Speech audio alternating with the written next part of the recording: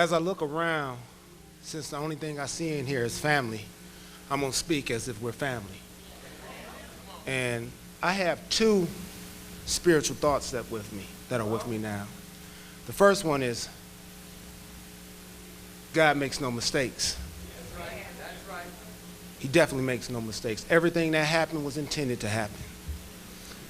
The other is, I don't believe in coincidence. I believe in divine intervention. I believe God put people in your life for a reason. And I say that because it's going to guide me.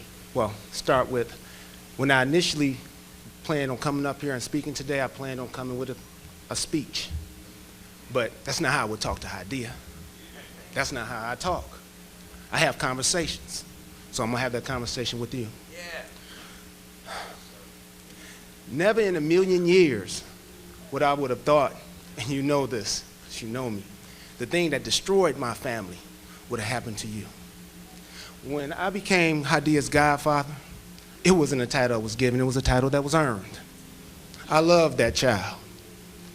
Nobody knows how much I love that child. But I told Cleo that when my brother was killed at the age of 12, when I was 9 at Junior's age, I lost my mother in the aftermath. Became mentally ill 25 years ago, she's never recovered, and I promise you, I won't let that happen to you. The message that I told Junior is the message that I need the children to hear. In sports, when someone passes, they somewhat take that person on their journey for the season. They put a sticker on the helmet, a patch on the jersey, or something of that nature. Well, your journey is for life. And you don't put a patch on your helmet, you take that soul and you put them in your heart. You take them with you for the rest of your life. When I lost my brother, I took him with me for the rest of my life. He was a part of my inspiration. He was my journey. When I needed someone to talk to, I found the way to reach up to him as well. Because I'm confident when I was talking to God, he was right there next to him. So he heard everything I said. So again, as I said it to some of the kids at the school the other day, you do not move on past a loved one. You move on with that loved one. She will be with you. I laugh. I said, again, I don't believe in coincidence. 2 years ago, I found myself writing on Facebook. I was crying. It's my brother's birthday. I said, 25 years he's gone, and I am crying. But I tell you now, it was not tears of pain. It was tears of joy. I was so happy. 25 years later, I lost him in 1985, and yet he was still here with me. So, as they say, it shall pass, it shall pass. I am telling you because I know. The other thing, me and Linda did not plan this out as she spoke about the light. I told about 2 weeks, 3 weeks ago, I decided I've been putting off writing a book. I'm going to write this book. So I started reaching out to people, and they know this. And I wrote on Facebook, I'm going to stop putting it off. I consulted with my father. My father gave me a quote. I don't know where he got it from, but it stuck with me.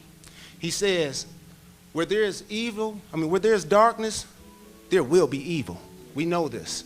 The question is, do you go after the person who commits the darkness or the person who's responsible for go after the person who committed the evil act or the person who's responsible for the darkness?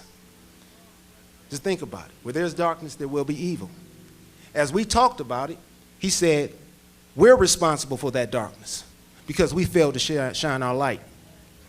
We all play a role in this. Each one of us have a loved one or a family member that we've seen fall into the wayside, yet we did not reach out to them. You want to make a change? If you're not the type of person that's going to go on a protest and you're not going to march, then do the simple thing. Police your own family. Find someone with your blood that runs through your vein that you see falling down the wayside and make the decision you're not going to turn your back on them. Now, I understand everybody's not going to reach out and have somebody live with them every year ever since they got a house. But I do know this, someone planted that seed in me, and I have never stopped reaching. I never will. You plant that seed in somebody else, one mentor will create two mentors will create 4. Please, you have an obligation. If you say this is painful to you, then prove it. Don't give us lip service. Don't tell us. Your actions speak your words. So today we're asking everybody who has some light within them to find somebody in your family that you care about. Don't ignore them. Now, I'm not going to tell you to be a sucker for love. In other words, because I know this, because I've been